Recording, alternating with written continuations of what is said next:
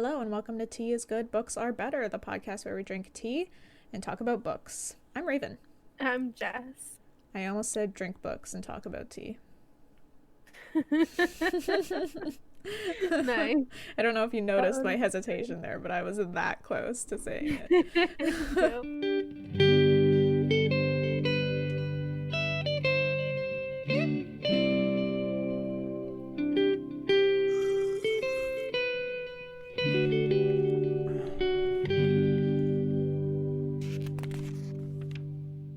Where did we leave off our characters, Jess? We haven't done that in a while. No. Wait, should we talk about tea first? Oh, sure. Should we actually drink our book and talk about tea? I'm not sure now. Now I'm confused. Just ignore me. Fuck. I'm drinking English breakfast tea. I stole some of Jake's tea. I was going to ask, did you steal from Jake? Yes, I did. Rude. Well, what's funny is that he bought this iced tea at my request. I put it in the cart when we were grocery shopping, and he paid for it. And then I made the iced tea yesterday, and today when he gets home from work, he asks me if he can have some. I'm like, yeah, you don't have to ask me to drink your own iced tea that you paid for. Just because I guess I chose it and I made it, but I thought that was cute and also silly. Yeah. I did ask him for his tea because he chose it and paid for it. I think it's just a respect thing. Like, it's yours. He bought it for you. Yeah, could So be. ask. Where was I going with this? Oh, what are you drinking? I'll remember. 1 sec. I think it's ginger, lemon, and honey kind of tea. Oh, is that like...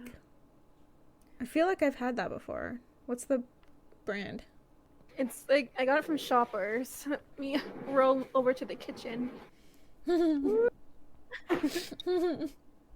it's 1 sec. Why don't you just ask your minion to check? He's plugged in. Disappointing. It's Puka. Puka. Mm-hmm. Oh, I've never heard of that. P-U-K-K-A. What? P-U-K-K-A. Puka. Puka. Is this like a popular brand? I mean, I've seen it around. Oh. Well, it looks very cute. It does. The little inside, it's like a little meditating person. Yeah. Like inside the box when you open it. It looks like very Buddhist inspired, or like only people who do yoga drink this tea. You know what I mean? Yeah, it does. All right. Shall we get into A Storm of Swords? Yes. Okay. So, firstly, we're starting with Davos, the kind of long chapter that you said ew about last time, so we didn't do it. You know, I just read it today. What? Wait, did you just read everything today?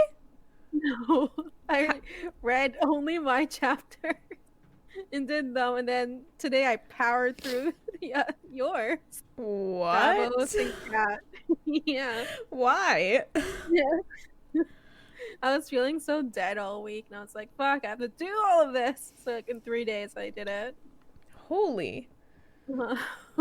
I've done that before though, yeah. So bad. So bad at putting it up. Like, here, get through 6 chapters in 2 days, and then also you're doing summaries of 5 of them. Good luck. Was it 5? No, it wasn't, but I'm exaggerating. I think I did 4 and you did 2. Yes. But yeah, sometimes we're not kind to our future selves, I think. No. I'm like, I'm gonna relax today. I find Save it for later. Yeah, that was me today. I was like, I've read this next chapter already. I could summarize it, blah, blah, blah. But then I was like, I'm not feeling it today. Right, I was like that. entire time. Mm-hmm. But I do find myself a lot happier or like more content when I can spread it out I bet. among the 2 weeks Uh-huh. and like really spread it out, so I could do like half a chapter today and like half a chapter tomorrow and then like really spread it out. Oof. I like to read my chapter and then go back to it the next day Same. to Oh yeah. Yeah. That really helps. Mm-hmm. And obviously doing your chapters are a lot easier because I don't have to summarize it. I can just take notes on things that catch my attention. Mm-hmm. Anyway, yeah, where did we leave off our characters, Jess? So, on my notes, I only have 3 characters. Okay, yeah. John, Danny, and Bran. I don't think I really remember. Maybe I can pull up my brains. Maybe I should do Davos. Yeah, Jaime, where did we leave off Danny. Davos and Jaime and So Davos was just picked up by a ship. I'm sure that's where he left off. yes. From his little rock that he's been living on. Yes. Or dying on. Dying on. Jaime, Brienne thwarted the river run knights that had come after them. Uh-huh. And earned some... Sir Robin Ryger Oh, shit. and his men. And earned some respect points from Jaime. Mm-hmm. Just like maybe like a couple. He doesn't respect her yet. Yeah, she just got like a little +1. Yeah. +1 respect. Mm-hmm. Then Tyrion. He's from the beginning chapters, right? Or have we read from Tyrion yet? Oh, we had to have read some Tyrion, shit. yeah. No, he visited his papa. His papa told him that he would never have Casterly Rock. Right. And he's basically like ashamed of having a dwarf for a son and thinks it was a curse. Or like the gods. His punishment, yeah. Humility.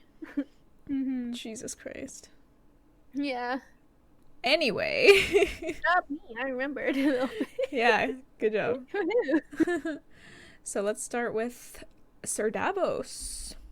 Dun, dun, dun, dun. So, chapter 10, Davos. They are sailing toward Dragonstone, from which a wisp of smoke rises. Davos, from his position on the ship Shayala's Dance, wonders if Melisandre is burning someone else. Shayala reminded me of the name Aya.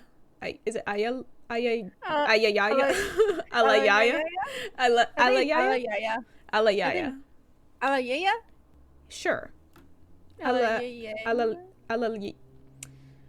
Alayaya. Who was the how would you describe her? The prostitute pretending to be Tyrion's prostitute. When he's actually seeing Shay. Yeah. Yeah. And she like got punished because Cersei thought that, yeah, etc. Yeah. All right. Anyway, Davos thinks that Melisandre has broken Stannis, and he blames her for the death of his own sons. He intends to cut the living heart from her breast and watch it burn. The captain, Corain Sathmantes,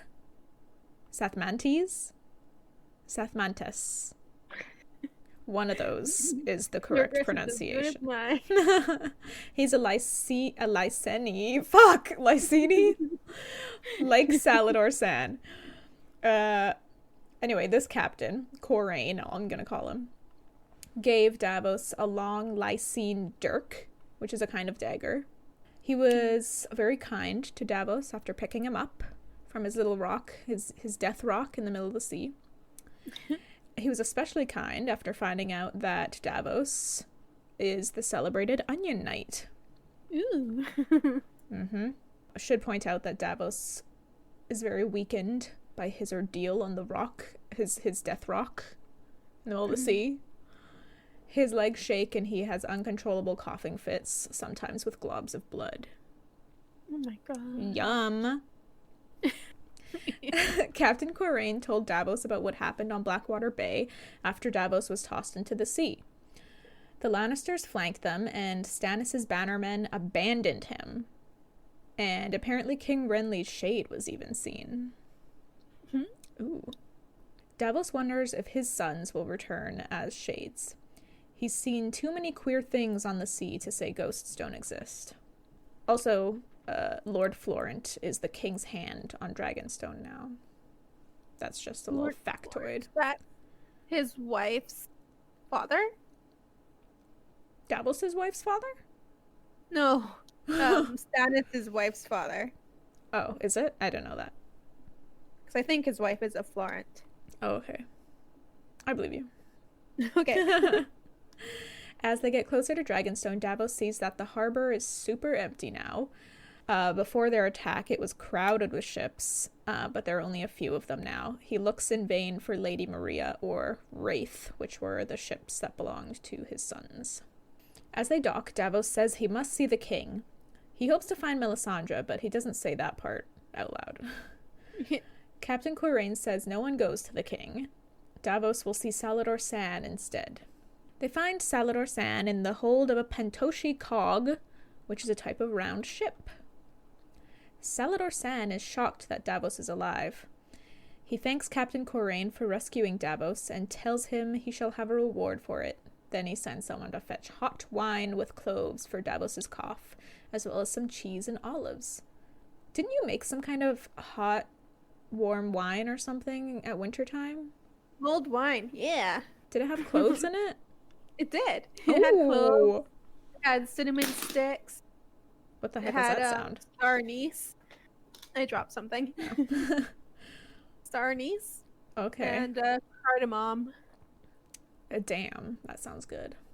It was, and it had some whiskey in it too, so it like really packed a punch. Oh. I will bring it for Christmas 2021. Yeah, I was gonna say we missed I'll bring my slow cooker. 2020. We're gonna get lit at your place, Raven. Yeah. Hell yeah. Well, that sounds like a fucking blast. It sure will be. Man, we are gonna... It makes me wonder, like, in 2021, once we, like, get vaccinated and shit slowly starts going back to normal, or is it even normal anymore? I don't know. That's a debate in and of itself. It'll never be normal again. When things start going back to the way they used to be, in some regards, like, are we actually gonna want to, like, really party hard, or is everyone just gonna be like, stay away from me, you disgusting human, like, you're a stranger, I don't want to be anywhere near you, wear a mask all the time anyway.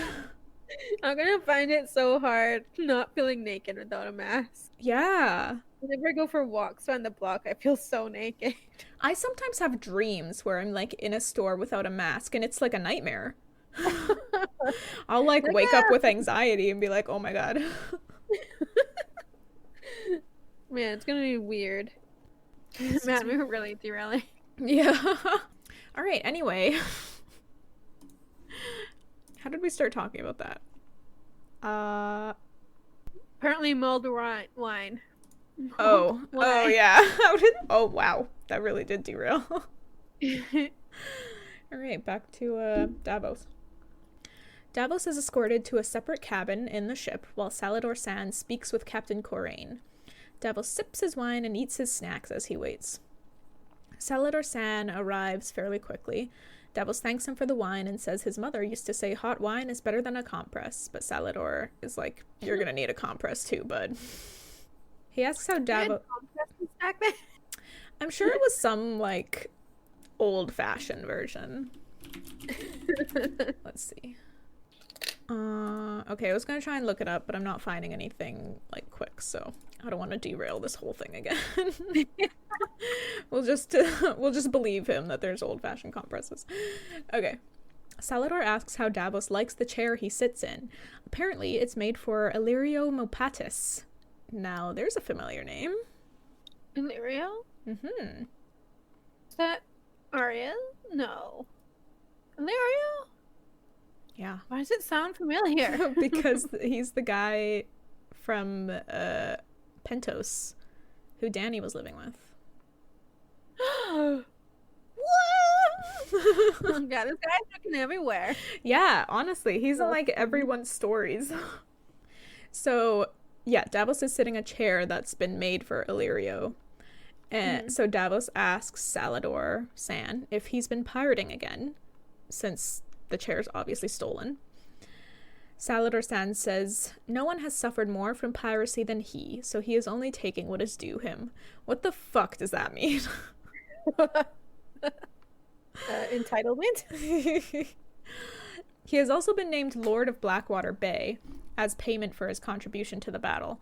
So when outlaws attempt to steal past him in the night, he is well within his rights to seize them. What? Okay. I guess. Salador then says Davos looks unwell and also notices that he doesn't have his little bag of finger bones. Oh, he loses them. Yeah, they're gone. Kind of sad. Yeah. Davos tells Salador San that he lost it in the river. Then he asks if either of his son's ships made it back, but Salador San tells him they didn't. However, Devon, Davos' youngest son and squire to the king, is still alive. Davos says he must see him. Salador San guesses that Davos will want to sail to Cape Wrath to see his wife and 2 little ones as well, so he will need a new ship. Davos says the king will give him a ship, but Salador San says the king has no ships. Salador, however, does. So, this made me wonder, where exactly does Salador San's allegiance lie? Because it doesn't seem to be with Stannis, otherwise I would assume he would consider his ships the king's ships. I think his allegiance lies with gold. So did Stannis pay him this first time? I think there is a promise of gold for. Oh, you're when right. Stannis takes King's Landing, then he'll get his payout. You're right. I think they actually talk about that in a second. Okay. Salador San says he will give Davos a ship and asks if he will sail for him and smuggle for him. Davos says his duty is to Stannis. Salador responds that the king has changed. Since the battle, he sees no one. Queen Selyse keeps court for him. They have no gold and no ships and very few followers. Also, one more thing. Uh-huh. Doesn't someone think Stannis is dead? Like, someone was saying he was killed by Renly's ghost in one of our previous episodes. I think that might have been a rumor spreading around, maybe? Okay, do you remember who it was who said it? Book, it was like some knights or something. Something like Tyrion hears. Oh, is it Tyrion who hears it? I think it's Tyrion who hears it. Okay. Do we know if Tyrion believes that Stannis is dead? I don't know. Okay. I believe this. Because I remember when they were saying that thing in whatever previous episode or book that Stannis was killed. I was like, wait. Huh? This is different from the show. So I wasn't even sure like whether to believe it or not. And I think that this is the first time where it's confirmed that Stannis is still alive since reading that last part, or since the battle at all, right? Yeah, I don't think we've seen him. No, okay. Davos asks if Stannis really sees no one, and Salador says it's true. He doesn't see anyone but her, Melisandre. The guards keep everyone else away, even his queen and his daughter. Some say Stannis and the Red Woman sometimes go down secret shafts and stairs into the mountain to watch the flames. Creepy. That is weird. Davos says that Melisandre did this to him. She sent the fire to punish Stannis for setting her aside. But when did she set her aside? Am I just blanking? Who? Say it again? She sent the fire to punish Stannis for setting her aside. Oh, for not bringing her along. Oh, in the Battle of Blackwater Bay? Yeah. Oh. If she had come, then it would have been different. Oh. Okay. Salador says Davos isn't the first to think this, but he should stay quiet about it, as there are ears everywhere. Davos shows Salador his knife, the little dirk that Corraine gave him, and reveals his intentions to kill Melisandre. Sallador tells him to not say such things, you big dum-dum. But Davos is like, I'm fucking serious. I'ma kill that bitch. Serious, bro. I ain't lying. He then wonders if Melisandre can actually be killed by mortal weapons. Right? She did survive the poison attempt by Maester Cresson. Crazy. Uh-huh. Sallador thinks the sea has given Davos a fever and says he needs rest. Davos stands. Yeah. Like, you sounding crazy, my guy. Yeah. Davos stands and says he must go to the castle to see his son, but Sallador is suspicious now since Melisandre is at the castle as well. Sallador tells him not to try it. Davos is a smuggler, not a stabber. Plus, he is ill. He will likely be burned if he is caught. Davos is like, this is my purpose. He thinks it's why he survived the sea, to end Melisandre of Ashai. He says the mother sent the ship to him. Sallador suggests they sail to Braavos and hire a faceless man to kill her, if it's something that must be done. Yay. Sallador's a good friend, man. Like, now there is a plan. There's an idea. But Davos is done with all of this crap. He tells Sallador to let him go and let him fulfill his vengeance. Sallador then says that Davos is no true friend then, as Sallador San will have to be the one to take his bones and ashes back to Davos's family. But he says, fine, go. Davos feels bad for leaving this way, but he goes anyway. Davos gets to the gates of Dragonstone. The streets are deserted and the windows of the houses are all shuttered. So this place looks like a ghost town. Davos pounds on the castle gates and a crossbowman appears atop the barbican. Davos announces himself and says he's here to see the king, but the crossbowman is like, are you drunk?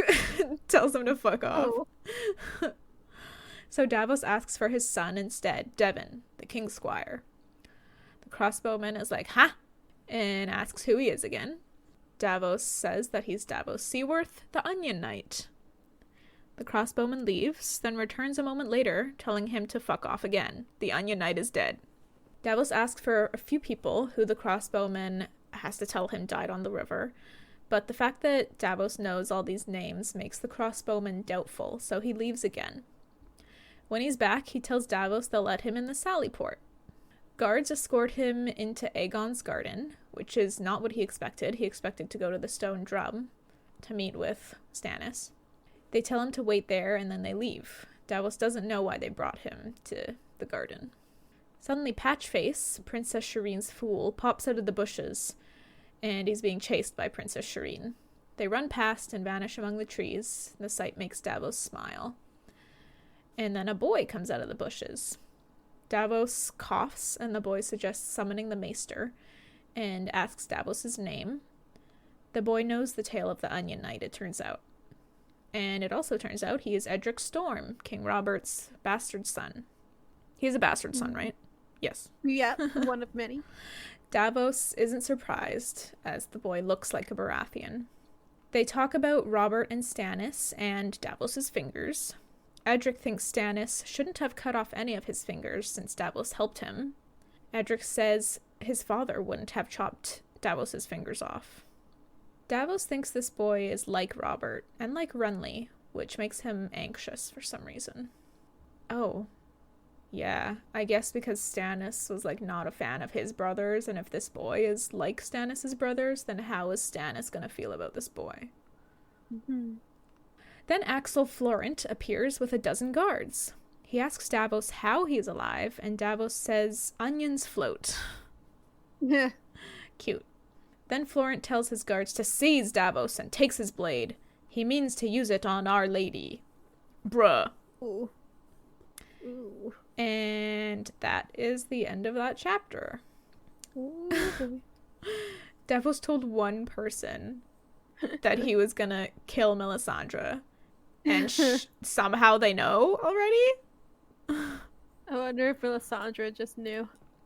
That would be my guess. Is that they went to the king, obviously, and they're like, there's someone at the gate who's saying he's the Onion Knight. And then Melisandre was like, he means to kill me. Let If him she in. could possibly know. Mm-hmm. Sounds like her. Any thoughts on this chapter? Pretty long. Yeah. A lot of talking. I felt like I could have summarized it further, but there are a lot of things that I like had questions about or like felt like they could be important in the future, so I kind of thought I should include it just in case. But that's the hard thing about summarizing these chapters. No. Is that I don't know what's important and what's not, so apologies if I gamble. Yeah. So apologies if I overdid it with this chapter, but Fine. I was not you're sure. boring. A lot of it felt important, so I wanted to include it. All right, so shall we move on? Good luck to Davos. He's gonna be in jail now. In fucking jail. Like, it is disturbing. Like, what is Stannis gonna do to Davos now? Like, is Davos gonna be able to defend himself at all? Or is it just a total given that what Melisandre says goes? You know? I think whatever Melisandre says goes. Yeah, but then it's like, that. I think so too. But then what's next for our Onion Knight? Is he just gonna get hung? Just burned at the stake? Probably be burnt. True. Get burnt, or he stays in jail. Pick your poison. Alright, so chapter 11 is Jaime. Jaime. So they come upon an inn that Sir Cleos recognizes as the Inn of the Kneeling Man. It has a shingle with a painting of a king on his knees. Sir Cleos tells them this is the spot where the last king in the north knelt before Aegon the Conqueror, which I thought was fun. That is a fun fact. What was he doing at this inn? Or was the inn built there after the fact? The inn was built there. Okay. Yeah, that would be as a selling point. The Kneeling Man. That would be a really fucking old inn. Oh my, yeah, that was like a long time ago. They notice that there are horses in the stable, so they decide to check the place out. Jaime busts the door open and meets a loaded crossbow to his face. A teen boy demands to know what team they are on. Oh. What house they're sided with. And Jaime acts like a little shit, but Brienne, or as Jaime calls her, the wench, shows the kid her gold and says they just want to buy supper. And then a man appears and offers them horse meat and stale oatcakes. Yum. Apparently he's not the innkeep. He and his wife found them dead, so they took up residence. The wife is not around, and he won't say where she is. Sketch. It is pretty fucking sus, if you ask me. They sit at a table, and Jaime fantasizes about wrapping his chains around Brienne's throat. Jesus. Right. They eat up, and Sir Cleos tells the man about River Run, and that they are heading to King's Landing. They are advised to stay off the King's Road. Brienne says that she plans on sailing down the Trident to the sea, and then, like, riding along the coast, I think. Okay. And man tells them that there's a group of band-aids. A group of bandits that I think have barricaded the river with sunken ships. And they like to rob passerbys. And that apparently a lightning lord has been seen around. They call him the Lightning Lord. Ooh, Lord Barrick. Yeah, and the Lightning Lord is Lord Barrick when they're asked what the fuck is that? Okay. I like how he's just like sprinkling mentions of Lord Barrick here and there, just so we don't forget him. Like, hint, we're probably going to see him soon. Yeah, like, when are we gonna meet this motherfucker? Geniusly good. Hinting about him all through this book. Beginning of this book. And the last book. That's true. Jaime asks if Thoros of Myr, I think. Myr or Myr? I think I would say Myr. Oh my gosh. Because Myr is like the thing that one of the wise men gave to Jesus when he was born.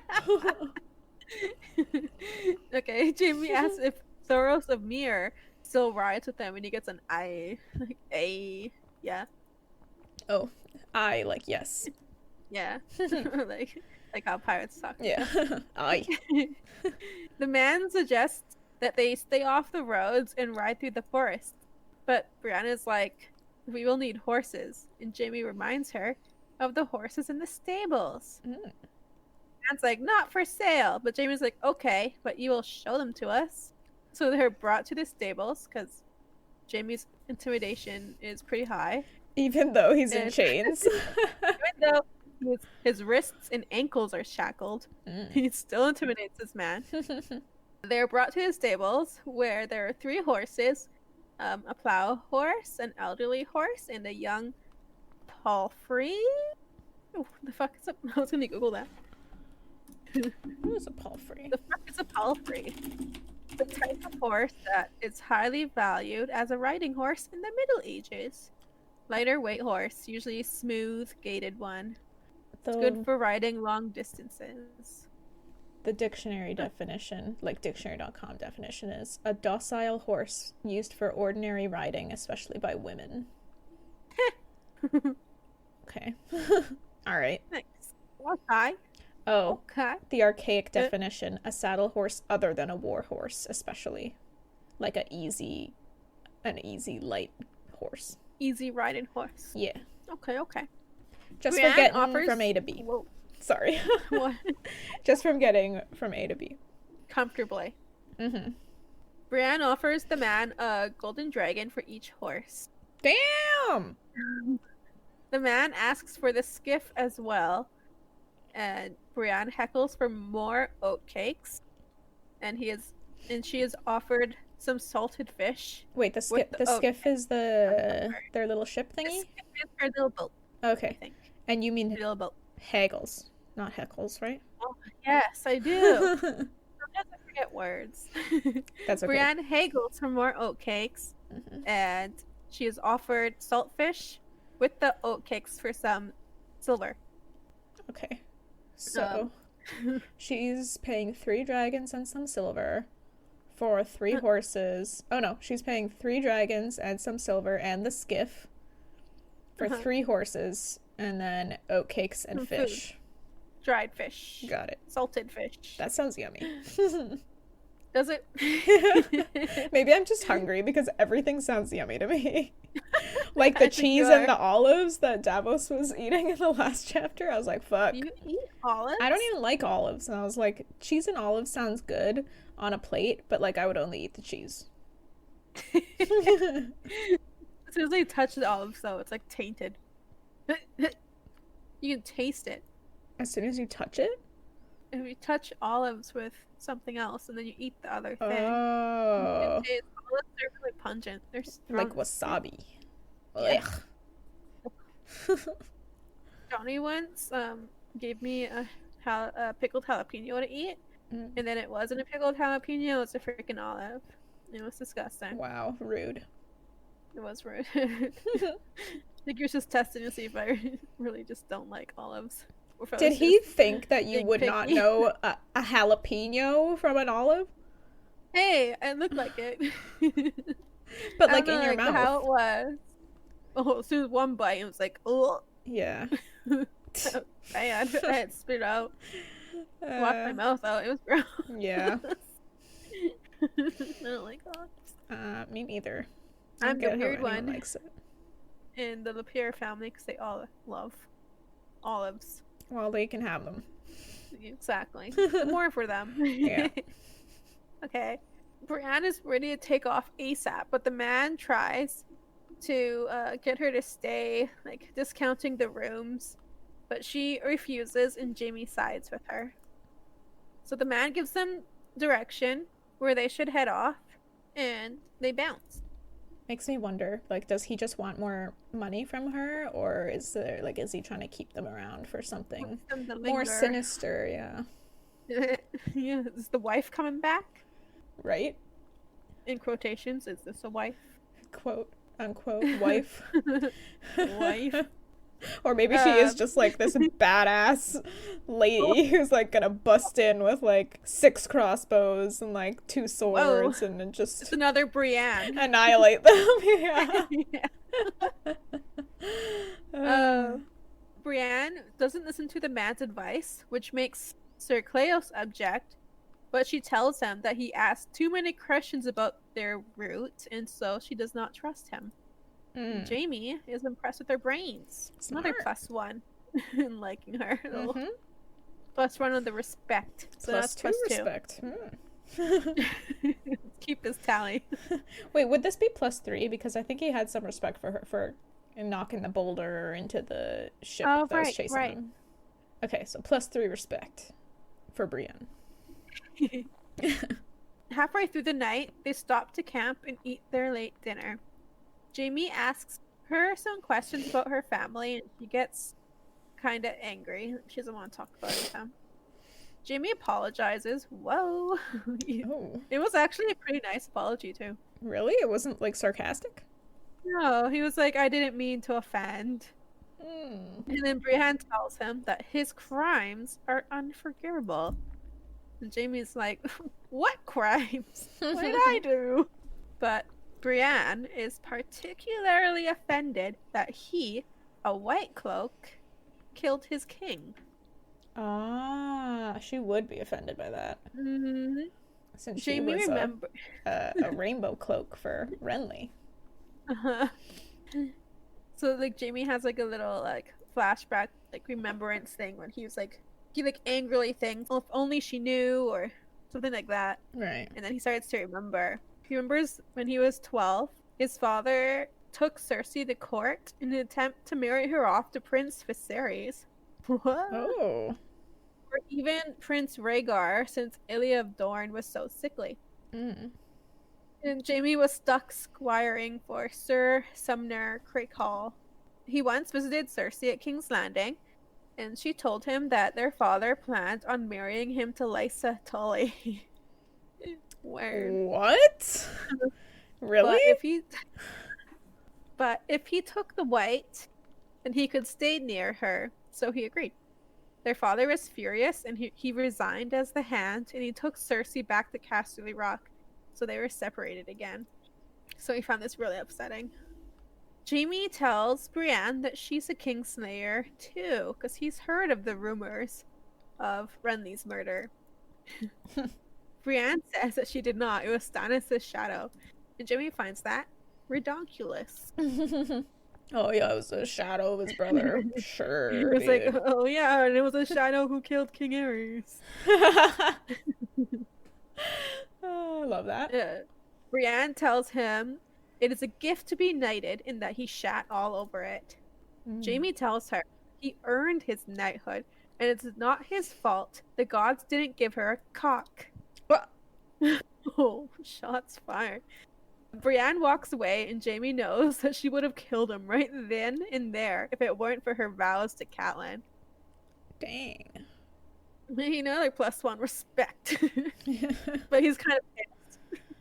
Yeah, I don't know if I'd count that one. No, he's angry. Yeah. That night, Jaime dreams of King Aerys. He walked into the throne room with his bloodied sword, and the king demanded to know if it was his father's blood, Tywin. Jaime told him it was Rosart's, who I think was one of the other white cloaks. Yeah, one of the other white cloaks. And the king literally shits himself and runs to his throne screaming.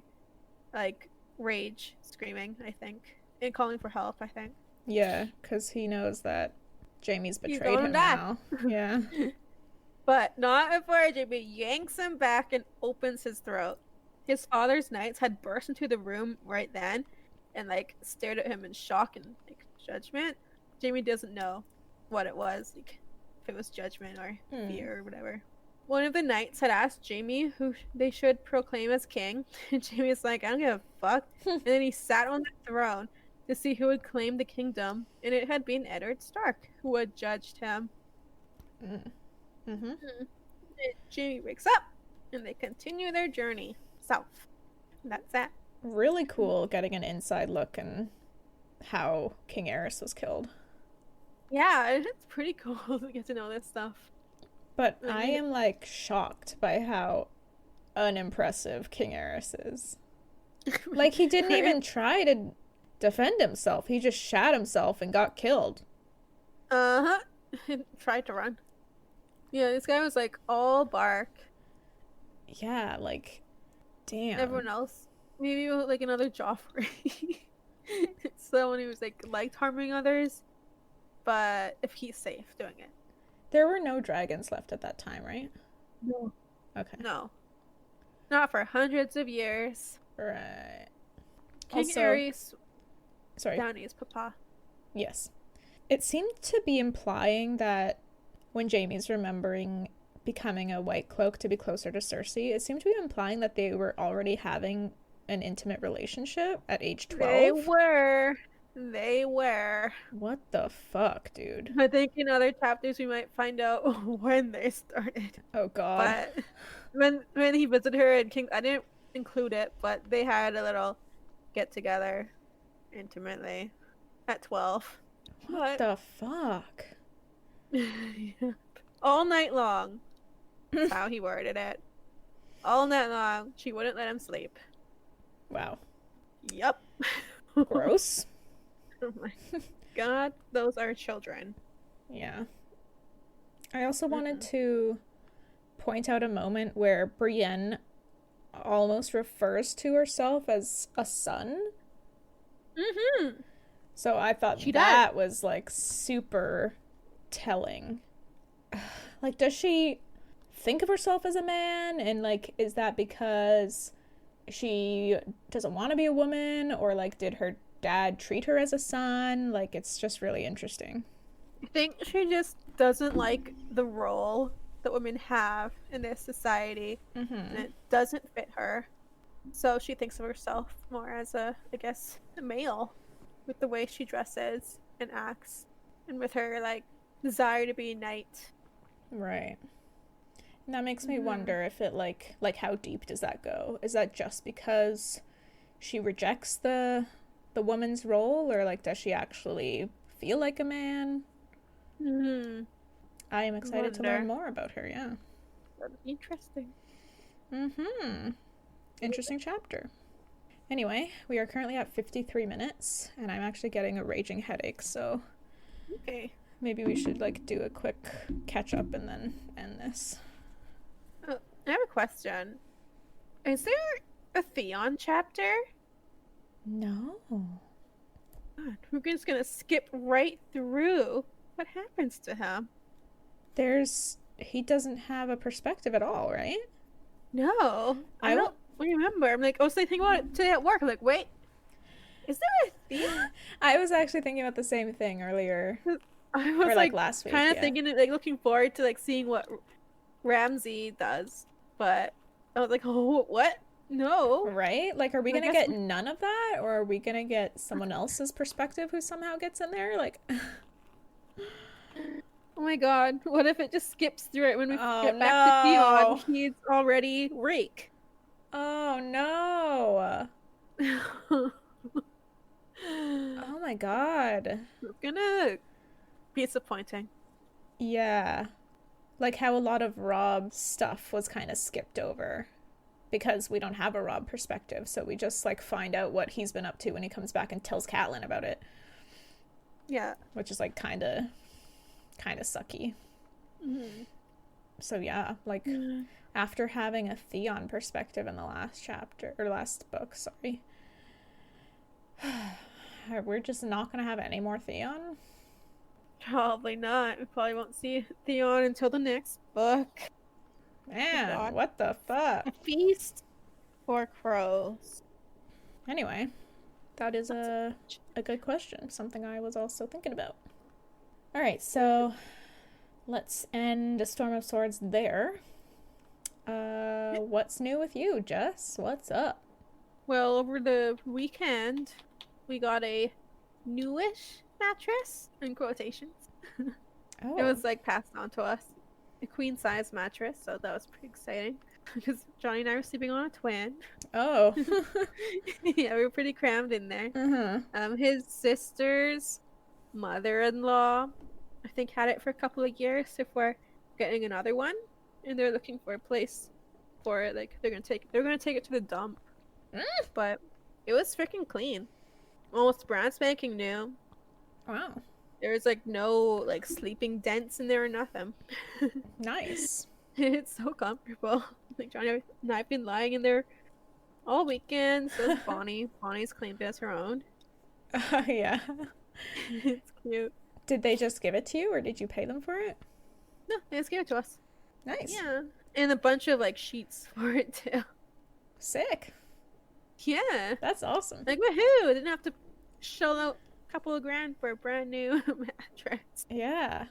So I thought I was pretty lucky. I was pretty happy about that. Did you have to buy a new bed frame?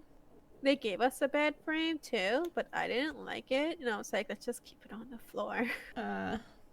So we have like the mattress and the mattress like thingy underneath it, the floor. Is your bedroom carpeted or? No, it's hardwood. Okay. At Jake's old apartment, he had a mattress on a box spring, and he just had that on the floor, and the box spring ended up scratching up the floor pretty bad. And it was like kind of a funny situation because we didn't realize that until like the day we were moving his stuff out of his apartment. And so for a while he was just like curled up on the floor like trying to draw in the scratches so they wouldn't be noticeable. I think I saw that. Yeah, I think I sent you a Snapchat or something. Yeah. I had no idea what he was doing.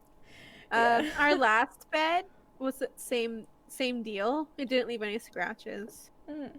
Yeah, I think it was because it was on a box spring. Did you have a box spring? Oh, I don't know what that is. It's just like a hard mattress underneath the mattress? Kind of, yeah. It's just meant to support the mattress so that it doesn't like get those dents. Oh, okay. Yeah, definitely have one of those. Yeah, both times we had one. It was fine.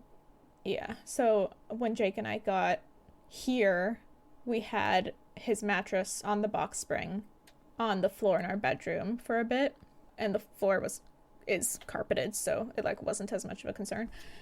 But we still wanted a bed frame, so we finally got a bed frame, and then we went to put the box spring and the mattress on it, and then the bed like came up to our chests. It was like so tall. When we put the bed on in its frame, it was the same with me. It was so high up, and I was like, you're so small. You need Johnny to like toss you into bed every night. Honestly, I was more scared. It's like an irrational fear, but of Bonnie getting underneath the bed and then the bed collapsing on her somehow. Like, I know it's irrational, like the mattress shouldn't fall through the frame, but it's still like my little baby could get hurt. I see.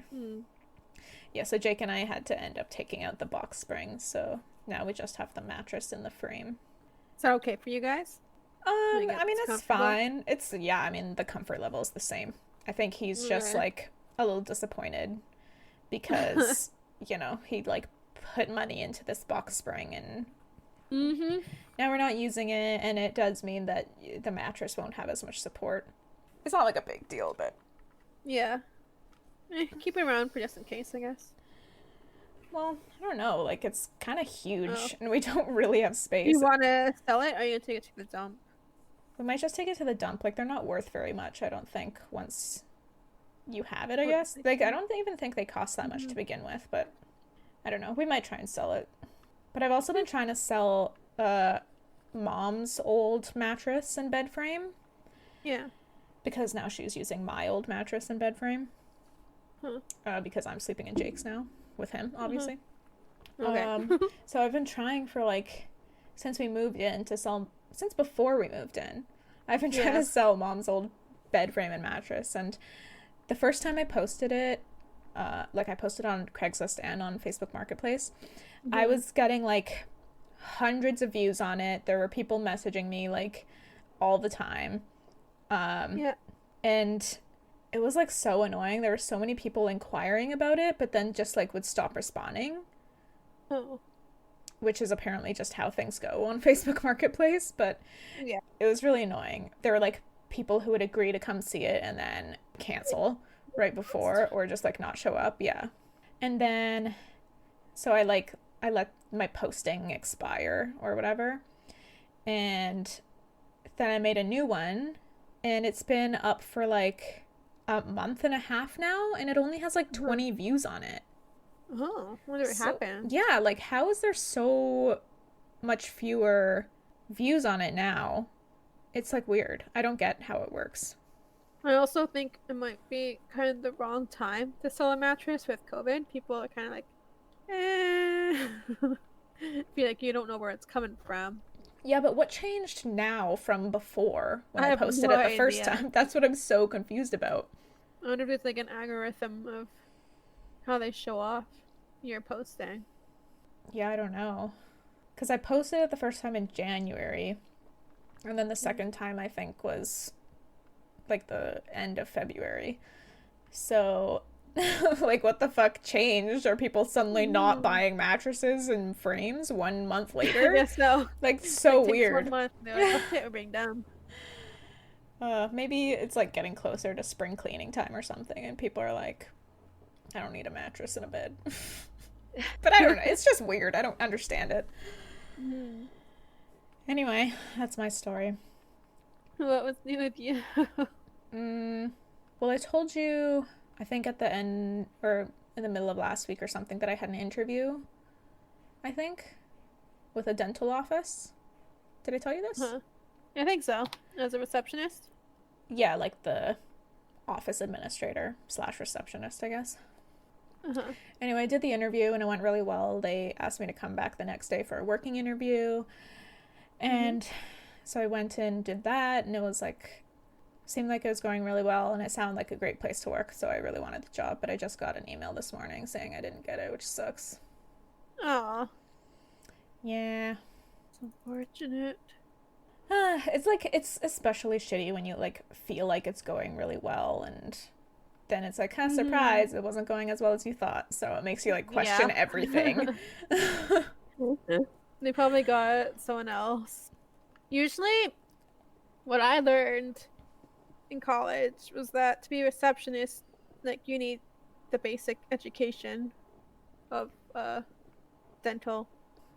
Yeah, so To be able to, like, communicate. Yeah. they ended up going with someone who had previous dental experience, but they did like emphasize when I was in the interview that that's not something that's as important to them as choosing like a person who will fit the team. Ooh, that's so nice. Yeah, so they said like they'll do all the training, and like that's not something that they're concerned about. They're more concerned about someone who like will be a part of their work family. And That's cute. yeah, and it like sounded like an ideal place to work. So yeah, it's a bummer. They said they're going to keep my resume in case they have like new openings for an administrator in the future. Okay.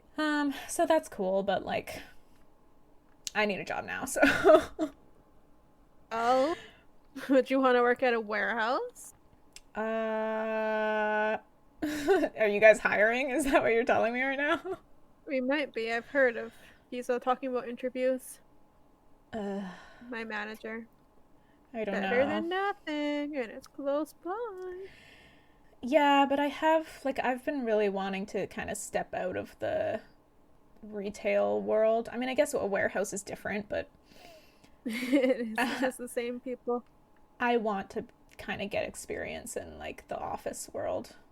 Well, there's always chance of like moving to other places in the job. Yeah, Like if there's an office hiring. But again, you don't want customer service. yeah. So I heard. I mean, they I don't. sometimes aren't nice. What, customers? Some stylists. Yeah. I'm not like opposed to working with customers, but it's like the selling to customers, or like You don't have to sell to them. or dealing with their issues. Yeah. Just apologize and fix the mistake. Yeah, like the idea of kind of directing people or like scheduling people appeals to me, but not like dealing with their issues or selling them stuff. No. Yeah. You can always look for another job while working too. Sorry. Just saying. This is true. I will think about it. Maybe I'll ask you I have a really good for some more team. details. Yeah. Everyone is super nice. It's very family oriented. That's cool. Yeah, that's important to me. Mm. Especially after how things went in my last position. Oh, man. Oh, man. It was like, I feel like some of them felt like family, but it was like a very exclusive group, which obviously felt really shitty for everyone else. Yeah, I bet. It's like, we're only nice to you if you're part of our group. Oh, I hate those kind of people. Yeah, it was like... You're all co-workers. Should be all nice to each other. Yeah, and then a lot of it felt like that group would like help each other out with things by throwing the people who weren't in the group under the bus. Ugh, hate that. Yeah, which like was toxic and fucked up, and it was so stressful. Like, I hated going to work there every day. Oh my god. It was awful. So you weren't part of this group? No, like I was part of the management team, but the management team is like 6 people, and there were 3 of them who were like kind of cliquey. Oh, so weird. I ended up telling the store manager about it. Oh, good. Yeah, like after I told him I was resigning, he like wanted to have a chat because there had been some tension with me and one of the other managers. So he thought that it maybe had something to do with that, and I was like, well, it didn't help, and you should know about this thing. Yeah, you should. So I know that he ended up having conversations with those 3 people, but I don't know if anything changed. Because I'm not there anymore. So, good riddance. You know, what I found unusual What? is that I usually find myself, like, accepted by these groups whenever they form around me. Okay. Like, brought in. It's so weird. Like, a while ago, we had a manager who I just loved. Like, she was such a hard ass. And she, like, would always look out for me and stuff. And, like, I loved it. I loved her so much. And then suddenly, she's freaking let go. I'm like, what the hell happened? What? And I found out from another coworker of mine who had resigned that she was bullying people. And, like, all of our good workers had all quit at this time. It's because she had freaking bullied them out. What the fuck? Uh-huh. And I was like, part of her clique, apparently. Like, I wasn't, like, doing anything to anyone, but I was, like, one of her chosen. Oh. My God. And I totally believed it because I would witness her, like, saying things that I was like, ooh. Like, how can you freaking say that as a manager in front of someone else, like, well, other people? And it was just weird. But I was just like, okay, at least I'm on her good side. Yeah, see, I think I was more of the type of person to speak up if something like seemed weird to me. Oh, yeah. Or like I think they would try to bully me to like kind of help them more than I helped myself. Type of thing. Like, they would criticize me for finishing my work and like not helping them get their work done, type of thing. What? Like, it was all supposed to be a team effort and whatever, but I'm like, I have to prioritize my stuff. Like, I'm not going to sacrifice my stuff so that I can help you with your stuff. I want to help you with your stuff, and I'd love for you to help me with my stuff, but like, I can't sacrifice my stuff to help you. And that's, I feel like they didn't like that. And maybe that's why I was kind of on the outside. So you were assertive. I can see that. But I'm sure that they saw it completely differently. So obviously we're only seeing it from my side. They're not here to defend themselves or speak about how they saw it. So, I mean, obviously I only saw it from my perspective. So maybe I was doing some things that like weren't cool, but I don't know. In the end, I wasn't happy there. And so, yeah. I don't want to work in an environment that perpetuates those kinds of toxic That's like so toxic behaviors. And stressful. Yeah. So I wanted to find like a smaller, more family oriented workplace. Sure. Mm. And yeah, so I am being kind of picky about like places I'm applying, I guess, and like I'm doing a lot of research on every place I'm applying to and making sure that they kind of have the values that I'm looking for. So anyway, all right, we're going to end that episode here. Thank you so much for listening. If you want more of the podcast, please follow us on Instagram. You can follow the podcast at TIGBAB Podcast, or you can follow us separately. My handle is Crimby, Jess's is just.egan24. You can also find us on Facebook. Just search TIGBAB Podcast or Tea is Good, Books Are Better, and we should show up there. Also, please subscribe to our good friend Bahrami on YouTube. He's the one who made our jingle, which you heard at the start of this episode, and he's a really cool guy and makes dope stuff, so check him out. And you can also join our Patreon, patreon.com/teaisgoodbooksArebetter. We have a few different tea-themed tiers with fun rewards, such as behind-the-scenes content, outtakes, and mini-episodes in which we force our brother to watch Game of Thrones, which he hates. So you will be getting something in return for your contribution, and you'd also be helping us improve the podcast with better equipment, but we also just appreciate you listening. And please don't forget to share the podcast with your family and your friends. It is the best way for us to grow. And what was the last one we were supposed to do today? Tyrion? Sorry we didn't get to Tyrion. Oh, yeah. I talked too long about Davos.